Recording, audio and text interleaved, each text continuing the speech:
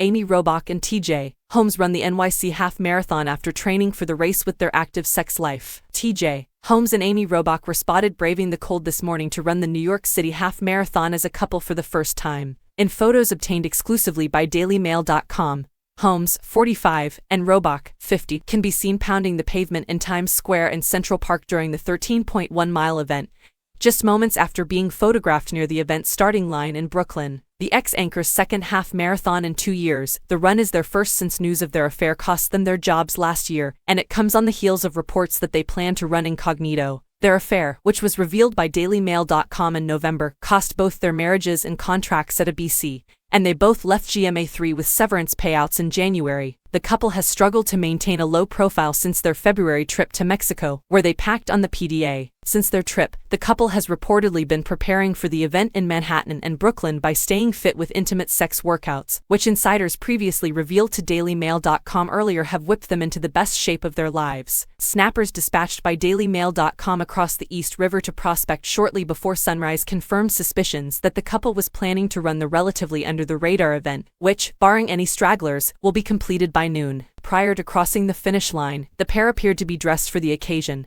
dressed in hats, gloves, and form-fitting athletic gear as temperatures hovered just below freezing for the somewhat lesser-known event, which, despite attracting approximately 25,000 runners, is frequently overshadowed by the city's full marathon. Retired Giants running back Tiki Barber, as well as reality TV stars Andy Dorfman and Peter Weber, are rumored to be joining the couple. They took off from Prospect Park in Brooklyn at 7 a.m., crossing the East River via the Manhattan Bridge into Manhattan, and racing up the river into the city's Lower East Side. After this point, Robach, an avid runner who had previously participated in such events with her now ex-husband Andrew Shue, and Holmes were photographed running the race, peeling the pavement in Midtown near the UN. Only a few miles later, the new couple would cross down to Times Square, where they were photographed again, before turning right towards Central Park. Not long after, the couple crossed the finish line near West 72nd Street, keeping pace with one another for the duration of the race, finishing alongside hundreds of other competitors. It was unclear when the couple crossed, but photos taken of them running around the park's oval show they finished around 10 a.m., for a respectable time of about 3 hours. Shortly before, handicapped contestants riding hand cycles crossed the finish line while raising American flags and fists in celebration, as part of a heat that took off before other runners. The event's winner, marathon runner Jacob Kiplimo of Uganda, came in close behind, breaking the tape in 1 hour,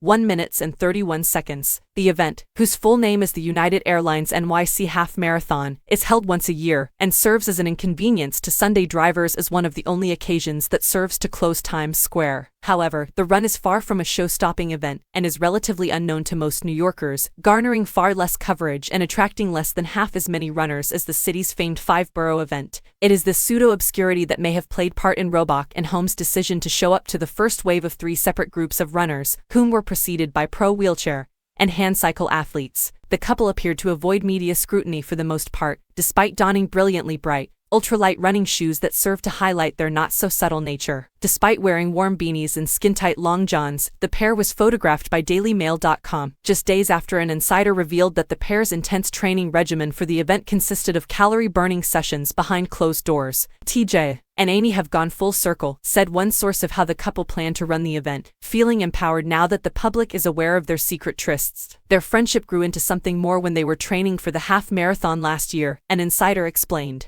And now, a year later, they are devoted lovers ready to compete in the race this weekend. They are in the best shape of their lives, and one reason is their very active sex life, a couple friend added. Are they interested in the Kama Sutra? They inquired. I'm not sure, but, in addition to their intense training, their private intimate workouts provide them with extra stamina. They previously ran the New York City Marathon together in November, just weeks before DailyMail.com revealed the broadcast journalists were having an affair. Now a full-blown couple, both stars are undergoing high-profile splits with their respective partners, but are still no strangers to making appearances together. They were last seen out on Friday, looking carefree, as news of Rohrbach's divorce from ex-Andrew Shue, who had been married for 12 years, began to circulate. Meanwhile, Holmes is in the midst of his second divorce from wife Marilee Fiebig, more than 10 years after his first divorce from Amy Ferson, which saw a judge rule that the exes were not to harass each other. The newscaster would go on to marry Fiebig, a lawyer, with the pair staying wed for the next 13 years, until it was revealed he had secretly been seeing his fellow anchor for months late last year. Robach and Shue's marriage, meanwhile, fell apart last August shortly after the actor, 56, learned of his wife's affair with her co-star and moved out of their West Village apartment. despite their separation and the GMA lovers publicly carrying on with their romance.